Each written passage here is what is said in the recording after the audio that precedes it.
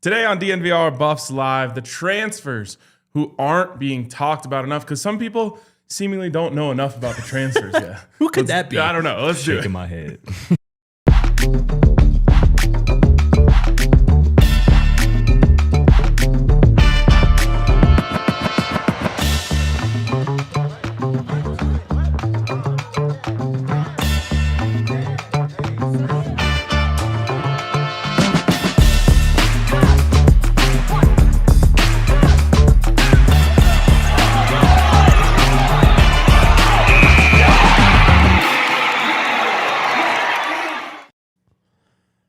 Buff Nation Let's go. Squad. Coming to you live from the Xfinity studio. It is DNVR Buffs Live on a Wednesday. Thumbnails fire. Hump day.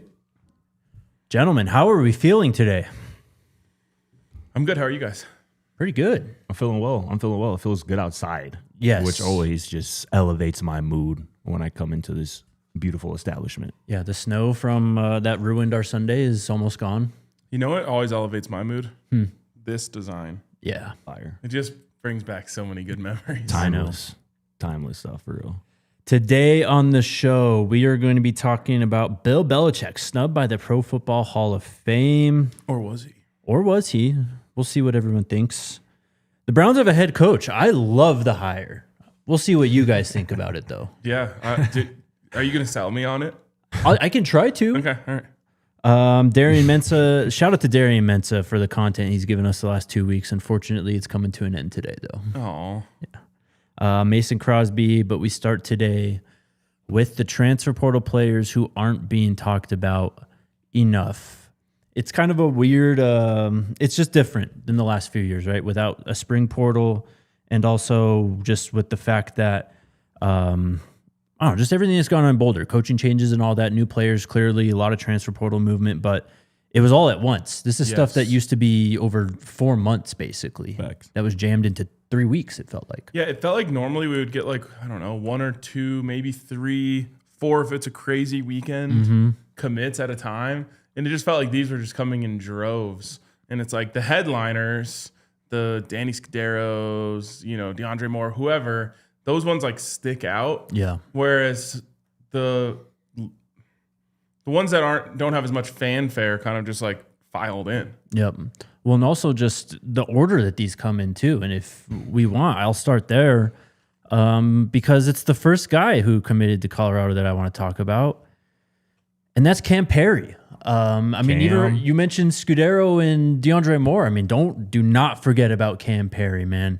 Okay. Perry. Just starting with him, look, this wide receiving core has been remade clearly, and we're very excited about Scudero, DeAndre Moore. I mean, the returning guys, Joseph Williams, Quanell, Q for 6, but Cam Perry is going to be a difference maker for this team. And for me, really, this is the closest thing we've had to LaJohntay Wester since he left. I think he's a guy who's really going to be able to work all 3 areas of the field and just be kind of a security blanket type for Julian this year. I just think that, again, with Brendan Marion, his stats coming out of Tulsa and how he led the nation with that average per reception, that's what Cam Perry did last year. I think he sees a lot of himself in Cam Perry, and I think that he's going to be just a Swiss Army knife for this offense. He was the first commitment, was he not? Very first. He deserves credit for that. Yeah. I feel like we always remember those guys. Who was the first one of the first? Taj Alston. Yes. I'm going to say edge rusher from West Virginia. Yep. Yeah, so like that's always a nice little thing to have next to your name. And Scary Perry is scary for defenses. For real. Did he have the highest yards per catch of any of the guys that were added? I think he did. I think so. He was over 20 for sure. He had 22.7 yards per catch last year. Yeah. That'll inject some fear. He has special hands. Special hands. Did not drop a pass last season, which is hard to even fathom. Yeah. Especially given how many passes we saw dropped on this football team. So excited about him. Sharp route runner, elite separator, and great hands. I should say great separator, elite hands. And this is according to Pro Football Focus. They don't have all his catches charted because they only have him with I think 34 receptions last season I think he finished with like 43. But of those 34 receptions charted, 27 went for a first down.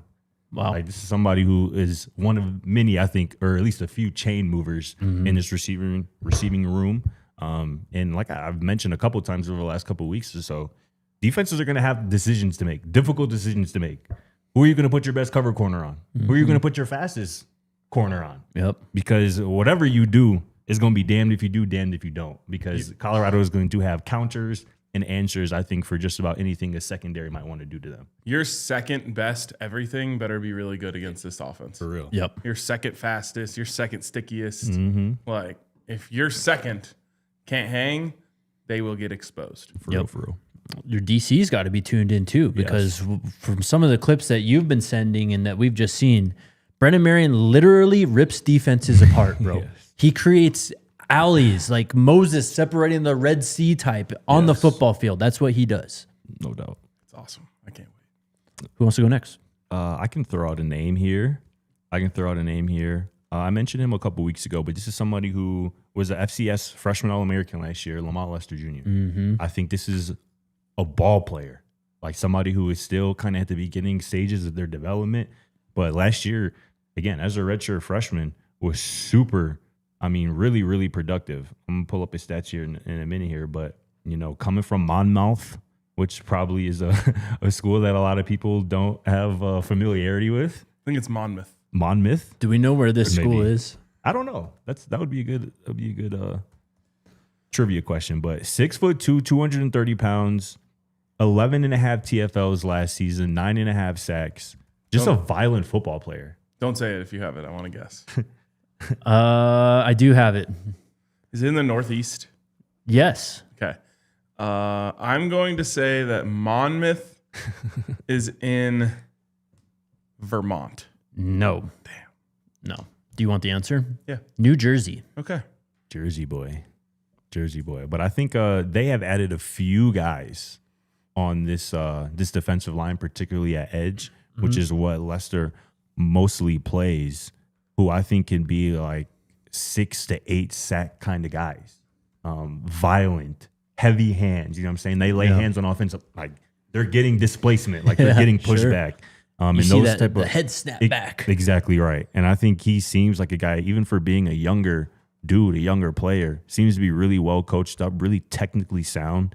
And I think Lamont Lester Jr., along with a couple of these guys along this defensive front, are going to help this defense get back to kind of where they were in 2024 in terms of getting pressure on the quarterback, getting those sack numbers up.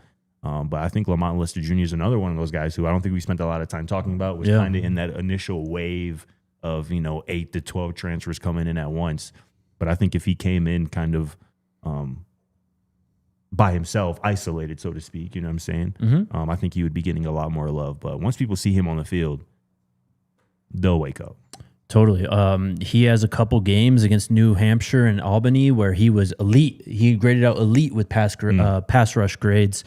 And also just kind of a complete football player. I mean, you need the production to, I think, come along, right? You need those sack numbers. You needed him to get his hands on the football, right? Create some pass breakups, pass defense, whatever we want to call that stat.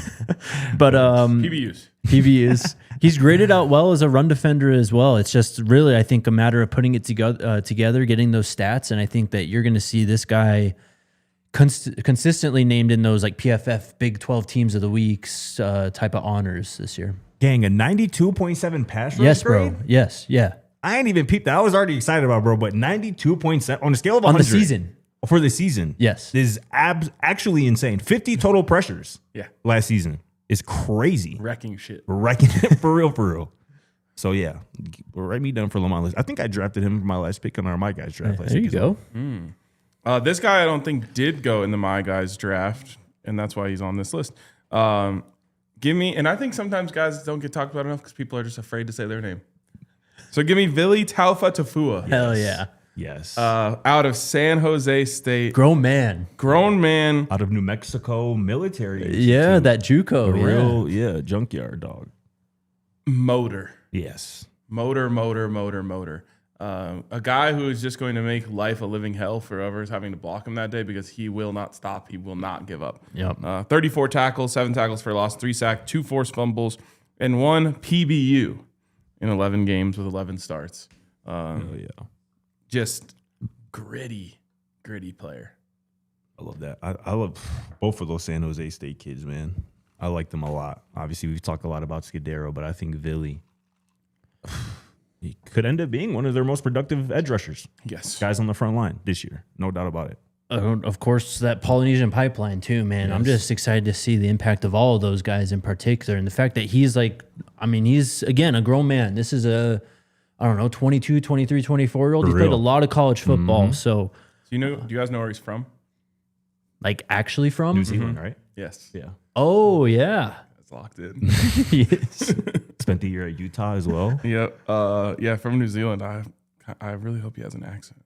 Yeah. Oh, I'm sure. Oh, they have a pronunciation guide on here? Oh, let's hear it. Oh, I think that's him. Billy Tafatua. Tafatua. Say it so fast. Tafatua. Taufa. One more time. Taufa Tafoa. Billy Tafatua. Billy Tafatua. Yeah. Tafatua. All right. I like that. Hell yeah. And I saw a video recently of Pecco talking about that, like how he is proud of he should be. He knows that part of the reason he was brought here was to help open up that Polynesian pipeline back to Colorado. And he feels pretty proud about the progress that they've made. He said that there has been, there's now six poly guys on this roster right now. And obviously a few of them were added this offseason via the transfer portal. But you got 6 poly guys now on the roster. And I think that number is just going to increase moving forward as long as he's on the Coach Pecco is on the staff. Shout out to whoever had that idea at San Jose State. Yeah.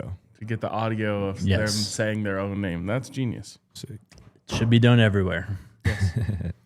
The next guy I'm going to mention, maybe the last guy before we take a break, and it's a guy we haven't talked about too much, mainly because he's one of the last guys to commit, but also there was a lot of, I'll say, drama, I guess, surrounding him. That's Jayvon McFaten. This guy was a 4-star recruit a couple of years ago. He did not play much. I mean, it's quite a bit of projecting, but look, the staff really wanted this guy 2 years ago. And yes, part of that was it's family, Jordan Seaton's cousin, but I think they also saw him as, maybe your Chauncey Gooden for this year, right?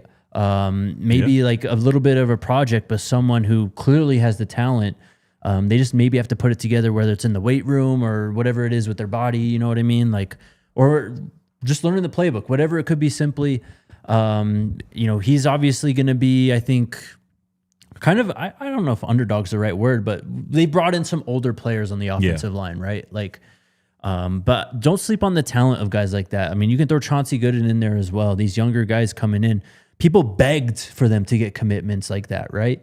And maybe it wasn't out of high school, so maybe that's why the enthusiasm isn't as much, and maybe it's because of the Jordan Seaton saga and all that. But I think so much focus when he committed was all just like shock and awe. Yes, sure. Over the situation. Is it real? Like what's going on here? What kind of like trick is being played on us or whatever? And then once that evaporated, there wasn't like the follow up of like, oh wait, we got a really good player here. Exactly. So again, this was a guy who was a blue chip player. He played in that 2025, or he at least had an invitation to the 2025 Under Armour Next game.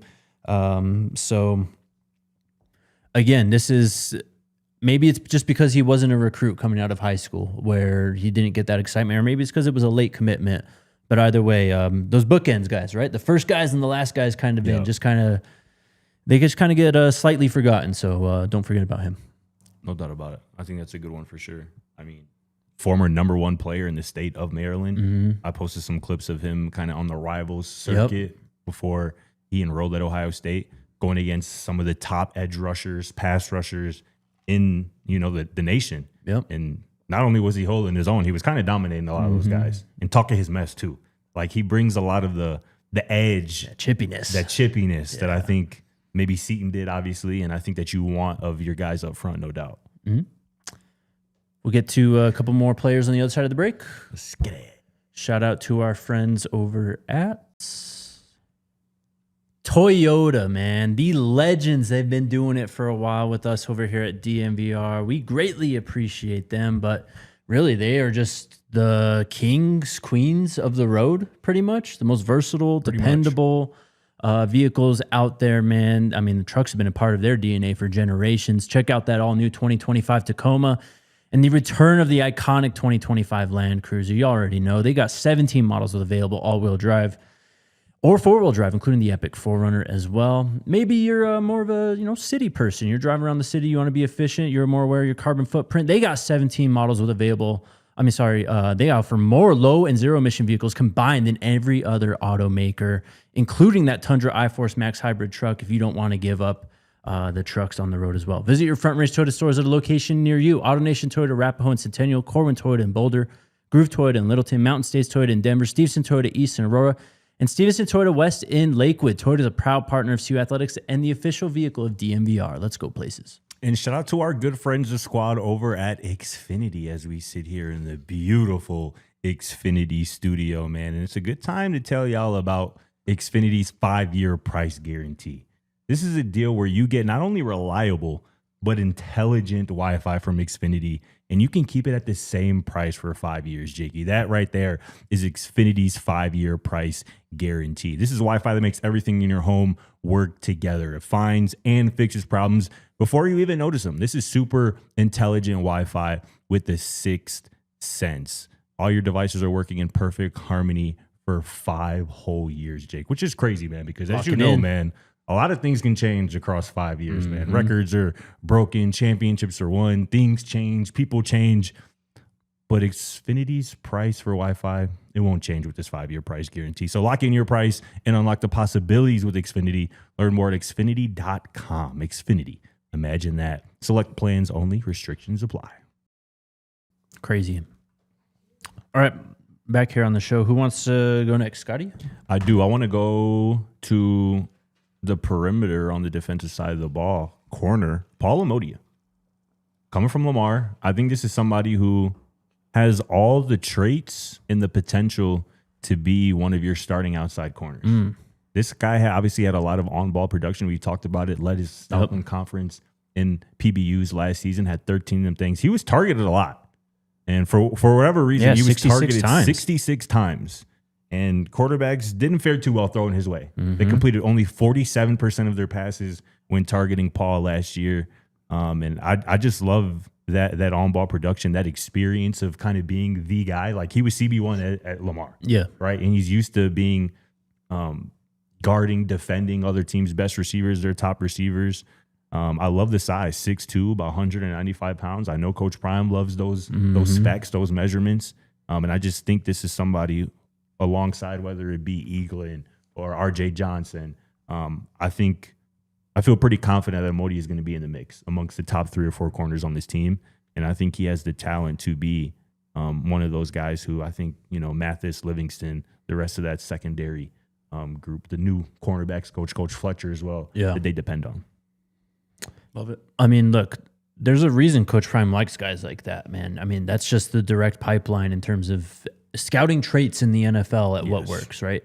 And it's what he obviously was himself too. He was a big corner, especially back in those days, that he was a unicorn in terms of the size of those. I mean, think of, like Darryl Green. He was a great corner. He was super fast, but he was like smaller, right? Like Coach Prime was kind of one of the first in that mold, but it's just how people scout those guys, man. Like, you just look for traits.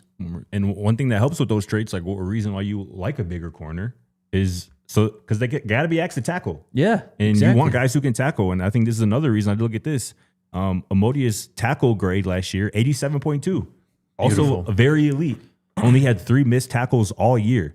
Again, for a guy who was on that island a lot of the times and isolated on the perimeter. And he kind of talked about that. If you all saw his signee video that the Buffs creative crew has done a great job of pumping those out. He talked about that. He said, I love being on that island. And I know Coach Prime loves to hear that. And I think he's going to thrive, so to speak, in that role.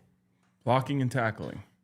Sometimes it is that simple. For real. I mean, we had some strike up the yakety sacks plays on defense last year when it came to tackling. No doubt. Yeah. I'm going to go next. Give me Richard Young. Yeah. Hell yeah. And I think the reason why I believe he hasn't been talked about enough is because all of a sudden there's a new negative feeling towards former elite recruits who haven't produced a lot. But it's not like a zero-sum thing where it's just no one coming from this mold has worked out. In fact, who was the guy with the last name Sanders who was a former Alabama running back who went to TCU? You know who I'm talking about. Yes, I know exactly who you're talking about. That was a guy who I think it didn't work out for whatever reason coming to Colorado. Trey Sanders. He went to TCU and was really productive that year. Mm-hmm. Richard Young, for some places, was a 5-star recruit. Yes. Top 5 running back in the country. And he ends up going to Alabama and not getting a ton of production. But 5'11", 200 pounds, which is like some, elite kind of size for that type of running back. I've seen 6 foot 220 in some other spots as well for Richard Young. So, geez. So let me double check. I'm just saying, I think he's in that range though, in that 5'11", 6 foot, 220 pound range, which is what you're looking for, particularly to be the. Yeah, it does depend on where you look. Yeah, right. So somewhere between 5'11", 200 and 6 foot 220 is a nice little spot for a bruising back. Yes. With that low center of gravity that he has and just like runs, behind his pads type of running back. And I have so much faith in Brendan Marion and the way that he puts these players in positions to succeed based on their skill set. Yeah. That I think that you might see Richard Young really pop off. And Alabama is really, at least under DeBoer, and especially this last year, really struggled at running the football. Yeah. Like, you got to go back to, I think, his almost high school stuff, really, to get a good idea, because last year they were just terrible. Seriously, they were terrible. No, they were. It was the weakest part of their team, no doubt. But yeah, this is somebody, and I think I saw too, Johnny Mack tweet something recently about like, make fullbacks great again, or like bring the fullback back. And it's like, go, man. That's the guy who would fill that role. And obviously we know that's an important piece of the go-go offense, having 2 backs on the field, guys with different skill sets, preferably one with this build that Richard Young has that we're talking about. So I can see him being, even if he's not maybe the leading rusher at season end, being a very impactful part of the running game in whatever role that might be. Totally. I'll just, one more other thing too, just to piggyback off my Emodia thing when I was talking about his short tackling. Only 3 missed tackles last year for Emodia. Yeah. Y'all want to guess how many, according to Pro Football Focus, how many missed tackles Colorado had last year? Oh my God. I don't want to guess. 70-some? What if I told you need to nearly double that number, bro? No way. According to Pro Football Focus, Colorado missed 130 tackles last year. That's 10 a game. More so. And 2 of the top 3 or 2 of the top 4 leaders in missed tackles for this Colorado football team last year were corners. So that is something if Emodia can bring. Now, did those corners else, have 2 hands? Because neither of those corners suffered hand injuries. Okay. I'll say that. I'll give guys a break if you miss a tackle and you only have 1 hand. So if Emodia does nothing but bring some short tackling to this cornerback room, that would be an upgrade. Totally. It's a crazy number. Yeah, that just has to change. That's just losing football. 10 plus missed tackles a game? You had 2 corners who were 20% plus missed tackle rate. Yeah, that's horrendous. Crazy. Whew.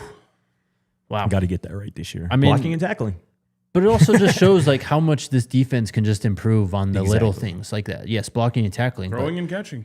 Shoot, even on the perimeter, if you just get better tackling on the perimeter, bro, you're probably averaging at least a touchdown less a game in terms of points per game. Like, it's one of a few reasons why you won't hear me complain about Robert Livingston. 100%, 1,000%. Like a lot of people out there have. Yeah. Obviously, this year wasn't great. His unit wasn't good. But I am not going to be quick to forget how good the unit was in 2024. Mm-hmm. And I think a lot of people are. A lot of people are. And I think a lot of struggles this past year defensively were personnel wise. Yeah. And you got to fix that. Hopefully they did. Yeah. I mean, Duran goes, why were we so bad at tackling? I mean, tackling to me is just an effort thing at the end of the day. Yeah, I mean, it starts with technique. Yeah. But I have to assume that the technique is being taught. Well, once the technique is taught, it's about effort and focus. For sure. Yep. Don Leo said, a lot of awful angles taken as well. That too. No doubt. And again, like you can teach someone how to take a tackling angle. Of course. But in the end, it's like an instinct thing. For sure. Yeah. Yep. We were watching the first play of the first defensive snap. Oh my God. Of Colorado this past year against Georgia Tech. Like it was littered throughout the first play of the game. Bro, it was so bad. It was really bad. Yeah, it's tough. And like in hindsight, you watch that and you're like, yeah, that season went about how it probably should have went. Yeah, that was a sign. Yeah, no doubt. It looked like a birthday party when the pinata breaks. Swear, bro. A bunch of kids running around like crazy, screaming. Grabbing whatever they could get their hands on. Yes. Oh, Lord. Crazy. Do we go through one more time? We do have some other stuff to get to. You got another one? I can find someone. Well, then we could probably move Let's on. move on. We got a lot of stuff. All right. We'll do this again like next week or something. Yeah. It's not quite, it's that weird like time of year where like we can't quite do position previews for spring yet, but like we also want to learn the new roster. Man, I'm trying to project it starter right now. Let's talk about Mason Crosby. So yesterday we talked about Football Scoop kind of putting it out there for the public, really, that Colorado's looking for a special teams coordinator, right? Our friends at Folsom Frenzy tweeted out something that tagged Mason Crosby. Mason Crosby quote tweets it saying, awaiting the call. What do we think? Well, I'm just confused. Do we like former NFL players on the staff or not? Depends on who you ask. Very much so. Mason Crosby. I think Mason Crosby is the only special teamer I could ever say like watching him work was worth the price of admission. Hell yeah. When Mason Crosby was a Buff, you just thought like we might see something we've never seen every time you go in there because he hit at the time I think a 61-yarder, which was the college football record. Wow. He had like a walk-off 59-yarder. He was just doing crazy stuff, and then of course went on to have a very illustrious career in the NFL. I'll be honest, I don't know what makes a good special teams coach. Neither other do I. than just like being able to motivate guys and get them to listen to you. Yeah. Because I think a lot of players naturally check out when special teams practice starts and when special teams coaches talk. So if you can get the respect of the room, I think that's the number one most important thing. But like kicker is obviously 1/11th of special teams. So being an elite kicker doesn't make you an elite special teams coach. At the same time, how many freaking kickoffs has he been a part of, you know? Like, Right. So I would love the nostalgia of hiring Mason Crosby. I have no idea if he's qualified. Yeah, I mean, great point. Who was that Broncos special teamer who was like super enthusiastic? He said he had the Jano quote. Like, do you remember who I'm talking about? Like Brock Olivo. That's right. Like, it's so hard to tell with them because like that guy, like if you listen to his press conferences, you're like, how does this not work here, basically? But they were terrible that year on special teams. So I don't know either. Maybe it's just a matter of focus, really. I mean, like you said, getting guys to just pay attention and buy in meetings is probably the meat of that, really. Totally. And I've seen when players don't respect the special teams coach. Yeah. It's a mess at practice. It's a mess on the field. And so, I mean, you get one of the highest scoring players in NFL history, that's probably going to command some respect. No doubt. But we'll see. All-time leader in points at CU. And for the Packers. Yeah, that's where my I have to excuse myself from talking about Mason Crosby. Now I'm playing. But Super Bowl champion. holds 30. Nearly undefeated against the Bears. All right, relax. Broden had a few of them walk-offs against my team. Yeah, that I'm I had sure to he watch did. closely that I'm sure he did. Didn't make me too happy. Holds 33 Colorado school records, but Wow. I agree with you, RK. Like it's tough to know what makes a good special teams coordinator. Just because you were a great kicker doesn't mean that you can reach the long snapper and the kickoff Or unit. L3 on or kickoff. the punt return. Yeah. Right, exactly. So, and especially with him not having, to my knowledge, any coaching experience, it would be a cool name to add to the staff. But I don't know if that's what Coach Prime is looking for after moving on from Coach Pollock. What usually happens is you get a motivator at special teams coordinator who, knows the ins and outs and all of the scheme and all of that. Yeah. And then you get a kicking specialist who just works with the kicking players, whether that's kicker or punter. Yeah. That would probably be a more likely role for Mason Crosby if he were to come and join the staff. For sure.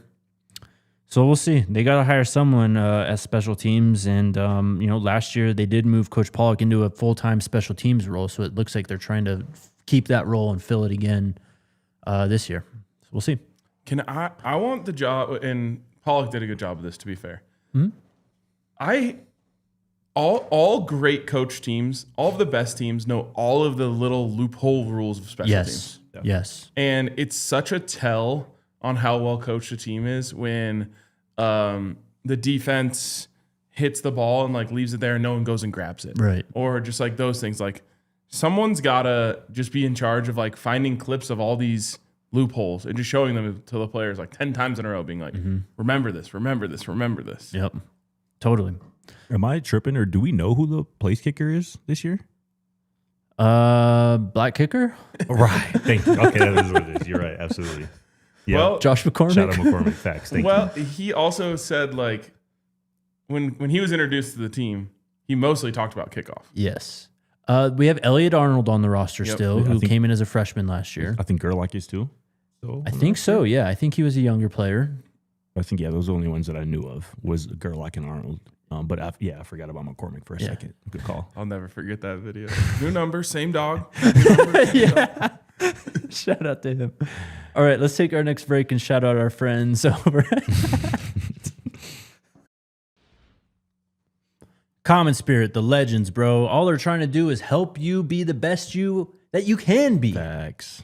Whether it's the weekend warriors out there dealing with a nagging injury through this winter, or you're just trying to improve your health. Maybe you need to get into physical therapy, improve those nagging injuries, strength training. They've got you covered from all directions.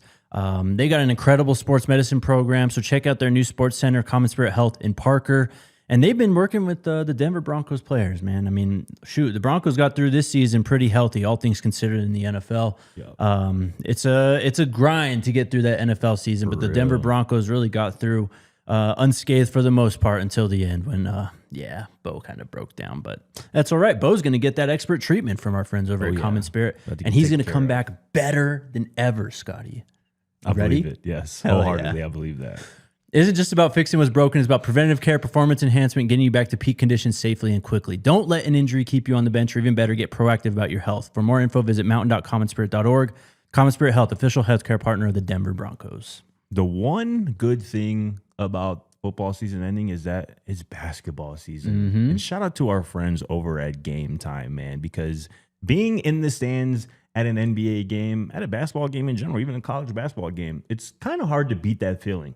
But the feeling of trying to get tickets to said event is not always can be a rough best one. feeling, unless you rock with our friends over at Game Time. And the Game Time app gives the advantage back to you guys, to us, the fans. It's the hack for unlocking amazing tickets and experiences in just a few taps. And the app is just so incredibly easy to use, man. And the Game Time guarantee means you can trust you'll get 100% authentic tickets on time and at the best price. And speaking of best price, fees are always included. So what you see is what you pay. So take the guesswork out of buying NBA tickets with Game Time. Download the Game Time app, create an account, use the code BUFFS, BUFFS, for $20 off your first purchase. Terms apply again. Create an account, redeem that code BUFFS, BUFFS, for $20 off. Swipe, tap, ticket, go. Download the Game Time app today.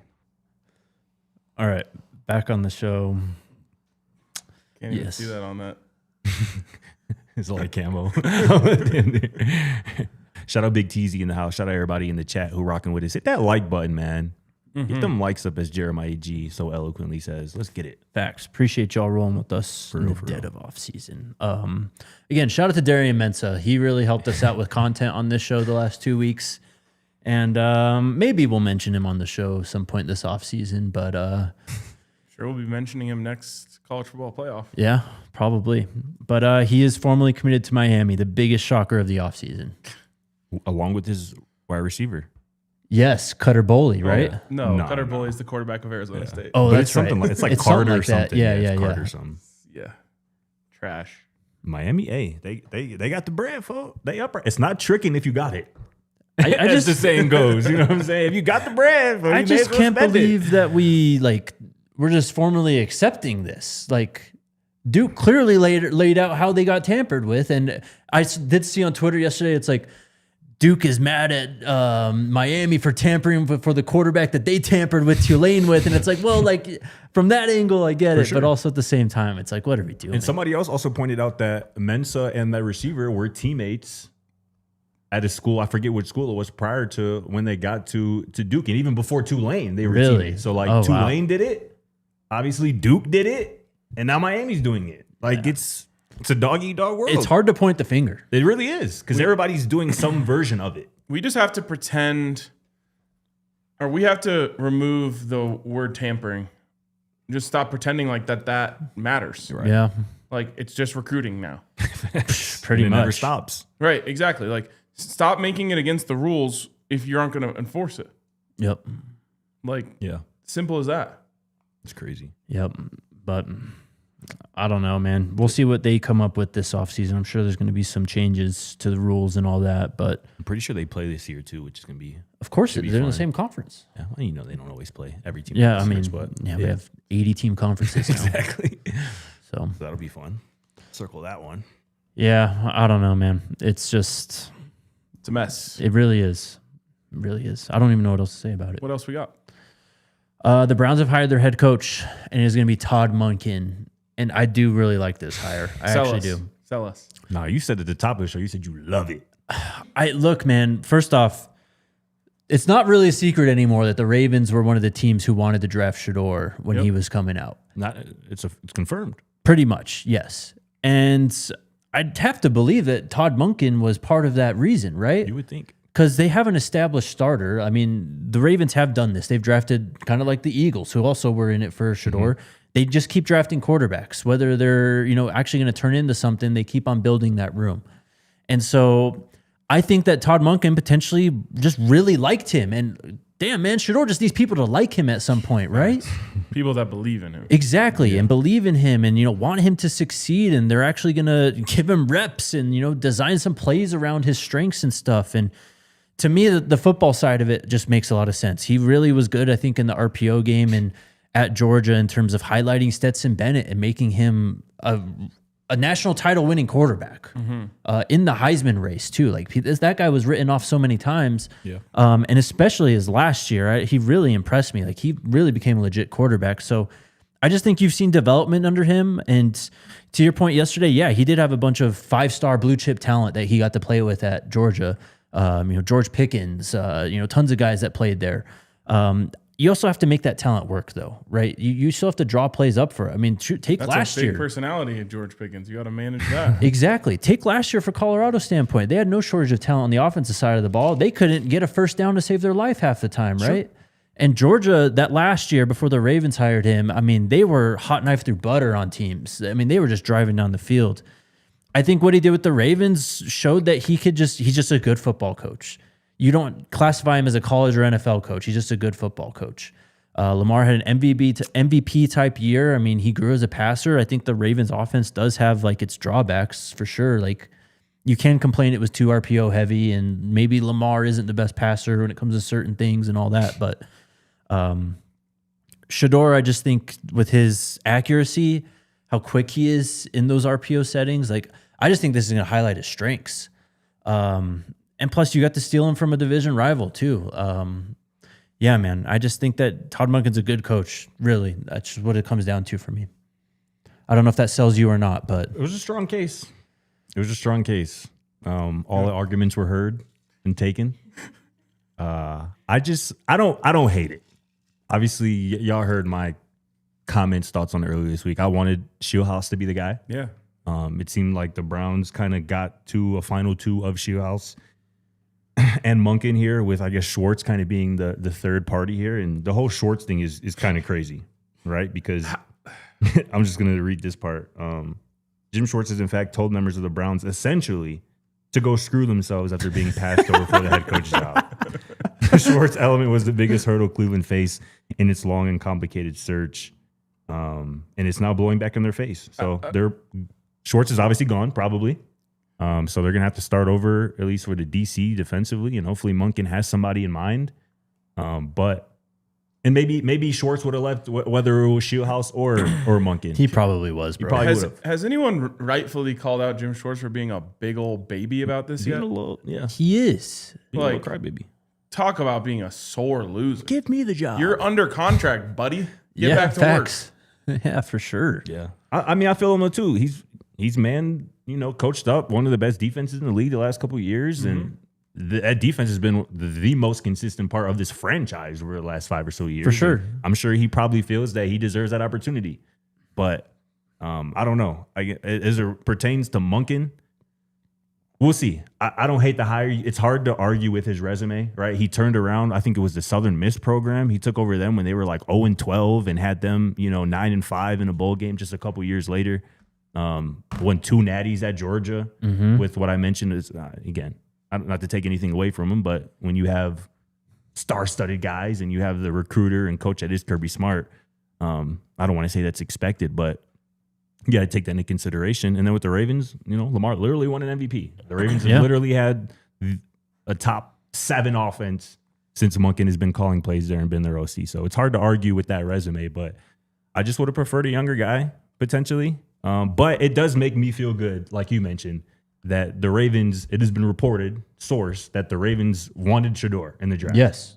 And I don't know if that was more Harbaugh or Monken or maybe GM or maybe owner. Ozzy, whoever it was. Yeah. Because it could have been him. Sure. Been the driving force behind that. But that does give me a little bit of optimism that Monken was at a place that wanted Shedeur. And clearly, Monken knows that Shedeur is going to be a part of what's going on in Cleveland, at least in 2026. And he was willing to be part of that. So that gives me some optimism, but we'll see what happens. Just a girl said, nope, has him as a terrible owner. Correct. Whole place dysfunctional. Correct. They let him on for nothing. That's where I have to disagree. Would you rather just not be considered at all? True. Yeah. Like it's a competition Yeah. trying to get the job. It's not just like, oh, we're interviewing you as an internal candidate. Like you're the leader in the club or like any of that. Like you have to win the interview process. He didn't do it. I think there's optics to it too, though, right? Like you can't be the Cleveland Browns, be as bad as you were, as dysfunctional as you were, and then just go, we're just going to hire the DC. He's just been here. He knows the thing, type of thing. Like you got to take, in my opinion, as the Browns, you got to take big swings. yes, For dude. sure. Yes. Which is why I would have hired Shieldhouse. And that's why the Monken doesn't do a lot for me. Here's what I do like about Monken. I'm not going to say love. Is this is like a destination for him because he's not some young up and coming coach who's going to be like kind of, I don't know, playing the game as if like it's only the beginning. Yeah. Like Monken is like, this is your chance. This is his first time This is- head coach in the NFL. Yes, first time being a head coach in the NFL. This is your chance. He's not a spring chicken. yes. So he's got to win this one. He's got to be the guy this time. If he doesn't succeed here and gets fired, it's very unlikely that he'll ever be hired for another head coaching job in the NFL. He'll be 60 years old in a week. So he's putting all his cards on the table, all his chips in the middle, saying like, all right, I'm here to prove that I should be a head coach. He's taking on a really, really difficult challenge. And so that's one thing that I really like about that. Also, like, I think of Michigan with this, and obviously completely different circumstances with what's going on in Ann Arbor, but like they needed an adult in the building, right? And they go out and get Kyle Whittingham, a guy who's coached for 20 plus years, who really is just going to stabilize the football things. Yes, Todd Monken's a first-time head coach. This dude's been coaching longer than I think all three of us have been alive. I mean, his first coaching gig was 1989. You know what I mean? That is all long. He's going to come in, and it's going to, I think that just with what he's seen from his career, the amount of players he's coached, the different types of players he's coached, I think he's just going to make the emphasis purely back on football, especially for the core team, the players and the coaches. They don't have to worry about all this nonsense with Dylan Gabriel, Shedeur Sanders, how the reps split, like all that stuff can, I think, go out the window a bit. Like this guy just, as you said, he's got a coach to win. It's clearly his first job, and he's got to kind of prove that he can do this away. And I think this is kind of the Browns getting back to focusing on football a little more, which is clearly what they need, I think, more than anything. Yeah. And to answer the question in the chat, no, I'm not sold on this. I've seen this enough times to know that trying to guess whether or not a coach is going to be successful or not is a crapshoot. It's just like quarterbacks in the draft. Yep. Yeah. That being said, the unfortunate truth is that being the head coach of the Cleveland Browns makes your chances of succeeding even lower. So do I think that Todd Monken is going to turn around the Cleveland Brown franchise? The safe bet would be no. I do believe in Shedeur Sanders, though. And so I'll wait to see what he does with Shedeur, what he says about Shedeur, how they approach this offseason at the quarterback position before making any sort of judgment. I'm kind of in between you guys. I could see why it could work, and I certainly could see why it wouldn't. Yeah, I would add this too. We will know soon. The way the NFL has worked, in my opinion, the last, call it decade or so, you know if you have the guy a head coach or not very quickly. Look at Ben Johnson. Look at Sean Payton. Look at Sean McVay. Look at Kyle Shanahan. Look around the league. If you got Mike the guy, Vrabel. Mike Vrabel, exactly. If you got the guy, you know relatively quickly. It doesn't take you 4 years, 3 years to realize if you have the guy or not. And we'll see. I'm certainly not sold. Again, I think honestly, I think the Browns kind of botched this a little bit, especially if they end up losing Schwartz as well and not getting the guy that I personally, and they obviously would have liked in Schwartz. Schwartz too? Potentially. You're probably right. But I mean, yeah, with what you made it sound like Schwartz had to be hired as head coach. Or he was gone. Yeah. And just the girl was saying, like, yeah, just like let him go immediately. Well, but like they were interested in him. For sure. Yeah. Like that's how this works. They legitimately wanted to give him a shot to be that coach, and they just ended up going a different direction. It's just going to be a really bad look if this Browns defense immediately goes from a top 5 unit, the best unit in the division, to not that. That would not be a good look. They have one of the best defensive lines in the league with the best player on defense in the NFL. That would make it more egregious if they fell off. For sure. With all that personnel. Epic young linebacker in the middle. Yeah. Totally, man. I'm not saying it's easy, but Top like 4 pick on the defensive line. there's going to be defensive coordinators that are hired this offseason who have a lot more on their plate than whoever the hell Cleveland hires at DC. So they better get it right then. But you're going to be, I think you're going to be able to attract a guy too, man. Like you're going to be able to attract a good defensive coach to lead this team. You got Myles Garrett. You got a defensive rookie of the year. You're kind of late. One in of the best process corners now. in the league. I don't know how many elite DCs are out there right now that you can poach or get to Cleveland right now, but we'll see. We'll see what ends up happening. This is about 15 minutes ago from Shefty. Monken is bringing over former Ravens offensive line coach George Warhop with him to the Browns to coach the same position. So Browns have now got the Ravens OC and O-line coach. So we'll see. I've never seen so much love for Jim Schwartz. Calm down, Esses. All right, next. Bill Belichick, snubbed by the Pro Football Hall of Fame.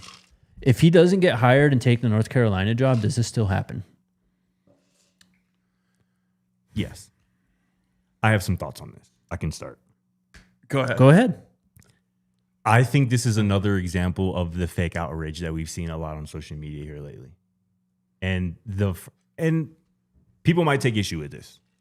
But when I saw this come through yesterday, the first thing that came to my mind was the people who are mad about Bill Belichick not being a first ballot Hall of Famer sound to me like the people who are mad that Barry Bonds isn't in the Hall of Fame. They cheated. Straight up. Bill Belichick spied. Barry Bonds juiced.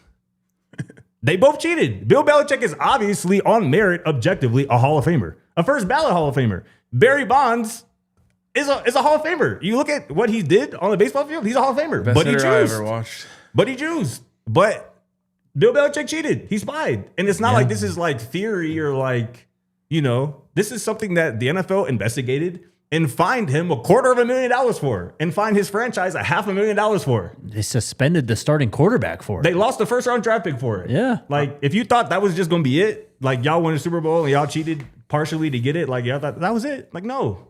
Like, people are mad about this and will forever be mad about this, including voters. So it sucks. He's certainly a Hall of Famer. Probably deserves to be a first ballot Hall of Famer. But when you have cheating on your resume, that is what's going to be potentially a consequence. And I think that's what we're seeing. I am going to piggyback off your take because I think you got some of it right, but I want to add on to something. Okay. Being nice to people Yeah. is free. Yeah. And easy. I thought about that too. It's free and easy. Not being nice to people comes with consequences. And everyone who is involved in this process is humans.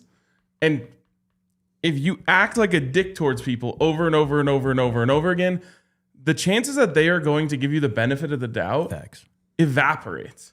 And so call it right, call it wrong. Humans are in charge of this. Yep. And they have human feelings. And Bill Belichick being a dick to the media his entire career hurt him in this case. If he was nice to everyone the entire time, people would have found ways to excuse the cheating. No doubt.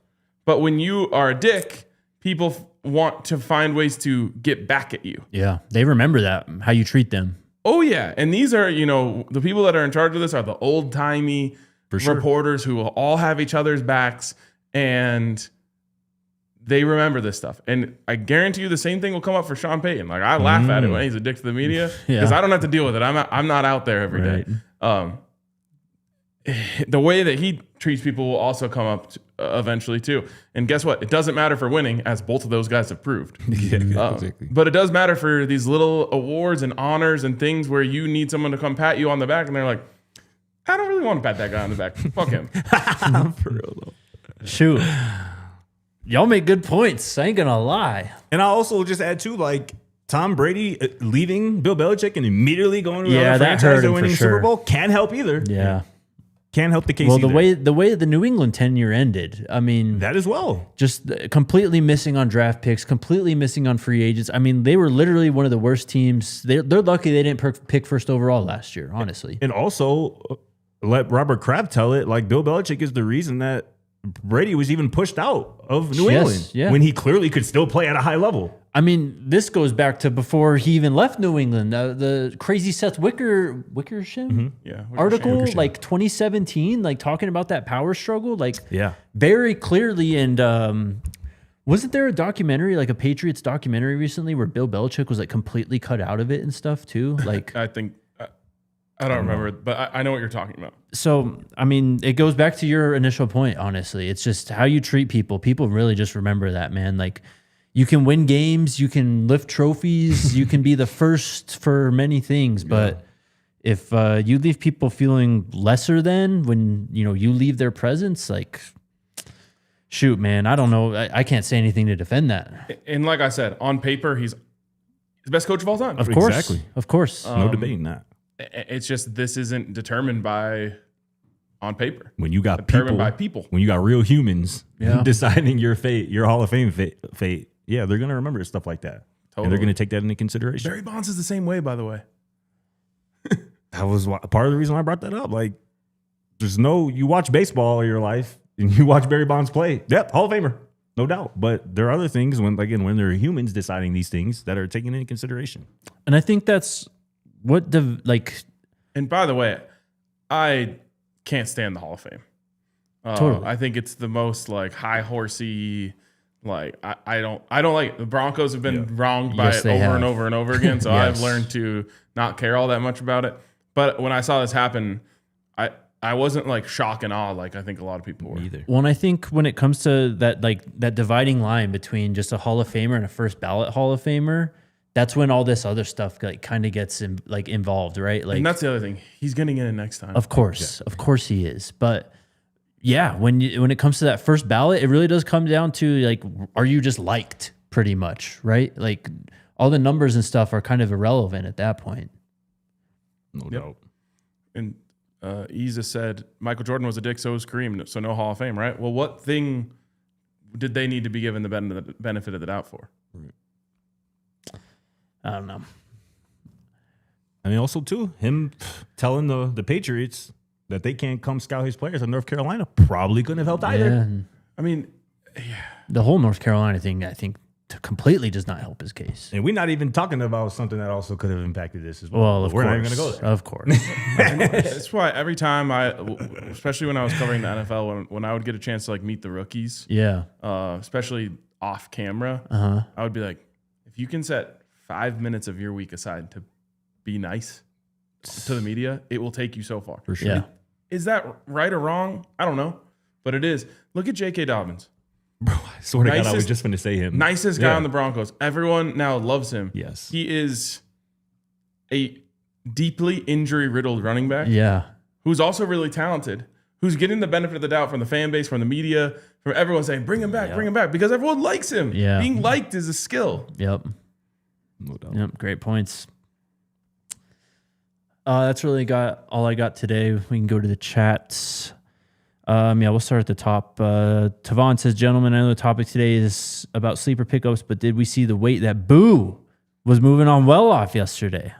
Boo's going to be just fine. Did you? I didn't see it. I didn't. But everyone I didn't in the either. comments was very hype about it. Yeah, I saw some weight moving.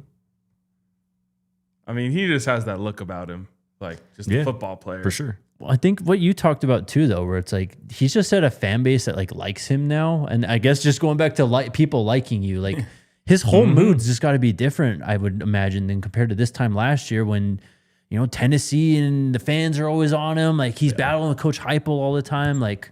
Yeah, I mean, did either of you guys ever change schools in the middle of like a section of school? Thankfully, no. It's an interesting feeling because it's like everything everyone thought about me back there is clean now. Yeah. Like I get a chance to like that reset all of the stuff. Right. So hopefully, because I don't even know all the stories of whatever people are upset about at Tennessee, but hopefully whatever it was, he has the opportunity now to kind of right that wrong or just take the clean slate and run with it. For sure. Next one is from Duran Harris, who says, I'm going to keep asking. If the season starts next week, who do we see as our starting wide receivers? The camera will be right back. Just hold on. We're changing batteries. Who wants to start? JoJo? Danny? And then it's going to be hard to not have DeAndre Moore on the field, I would think. It's also going to be hard not have Cam Perry on the field. I refuse to answer this question. Yeah. I mean, I don't think there's going to be such thing as starting receivers. You know what I'm saying? I think there are going to be 5 receivers who play a lot and probably 7 receivers who play. Which is what we've seen from Colorado the last 3 seasons, at least. Yeah. 4 seasons, for sure. Yep. It's going to be fun. Yeah. I mean, this conversation always gets everyone all upset. I know. Because someone has to be left out. Right. And then in this case, it's kind of like 3 people have to be left out. Right. I mean, I'm not giving up my guy Quanell, bro. Like, facts. Look, and that's the thing too, is we're going to all be surprised by, I think, some of the players who emerge as quote unquote starters, as much as that matters. Yeah. Yeah. And Coach Prime says all the time too, it's not as much about who starts as more is about who finishes. Yeah. Your crunch time lineup, basically, 8 minutes left in the fourth quarter type of thing. And how dudes perform in games is going to determine who ends up being looked at as a starting receiver, who ends up getting those kind of finishing reps and plays in games. Right. Next from Duran, what position does Boo Carter play on the offensive side? Genuinely asking. Sounds like he's going to be playing some running back. A little bit of everything. We'll see. A little bit of everything. Brendan Marion is a very creative offensive designer. Yeah, I mean, if you're willing to hand him the ball, like you're willing to throw him a bubble, you're willing to put him on a reverse glance. I mean, yeah, I'm very interested to see how much they went out again. They are willing to get him on the offensive side of the football. Me too. I don't think Brendan Marion says that, for no reason. That post where he was like, safety and running back. I don't think he says that for no reason. If he doesn't at least want to, if he can get him involved, right? Because the skill set is obvious. Totally. Don't worry about it. We can just hit the super chat fine. and wrap up. Yeah. All right, David Isabel with the super chat. Hey, yesterday I was asking, is there anything you guys would like to see added to the team's run with Ralphie, and are fireworks an issue? Talking about game day experience. Yeah, I don't think you're doing fireworks around a live buffalo. You could probably do it at the end of her run, but that's me assuming that it wouldn't like spook her in some way that would be inhumane. I'd like to see better speakers. Yep. So that the music can get more turned. West Virginia had that place. Yeah. Popping. Damn. Like, all right. I felt like I was at a concert. It was sick. Yeah. So call up whoever did their speakers. I would like to see, maybe you could do some pyrotechnics, just not fireworks. Yeah. Because it's that you could get rid of that big like bang, but you could do some sure. like sparkler type things. Sparkler type stuff. For sure. I'd like to see more drone shows. Maybe on the I don't know optics wise. Maybe the other end of the stadium though. I feel like it was kind of hard to watch it, at least from our perspective. At least up in the box set area. All right. This time, but I don't know. You have any ideas? No. Last one from Erica. She says, been waiting all afternoon for y'all's Monken take for Shador. Thanks for all your thoughtful takes. Monken needs to bring the playbook to the Pro Bowl. Shout out Erica. I'm excited, man. I really do think, look, the Browns' issue last year wasn't defense. Again, you just needed some consistency offensively, particularly at the quarterback position. I think you're going to get that moving forward, and I think it will be Shador. So it's very exciting for multiple reasons. I love that you love this hire. Honestly, nice that someone did it. Exactly. I'm glad one of us do. Talk to Dre too, man. I'm telling Dre's a Monken guy as well. Okay. All right. The drone show last year was bad. It was also just really bad timing. Yes. Everyone was really pissed about the way the end of the first half went When against was it? BYU. Oh, it was a BYU. Yeah, that was rough. And so then the first 3 formations are ads. Right. I do. Yeah. It was tough. Yeah. I do remember that. It's like you're excited to watch a YouTube video and then you get hit with the extra long ads. Yep. I'm excited to see Lovo run out behind Coach Prime. There you go. Like you Yep. mentioned. We'll Did he see. say he's going to do that? He did. All right. All right, chat. We'll be back tomorrow. We will see y'all then. Let's go Buffs. Let's go Buffs, baby.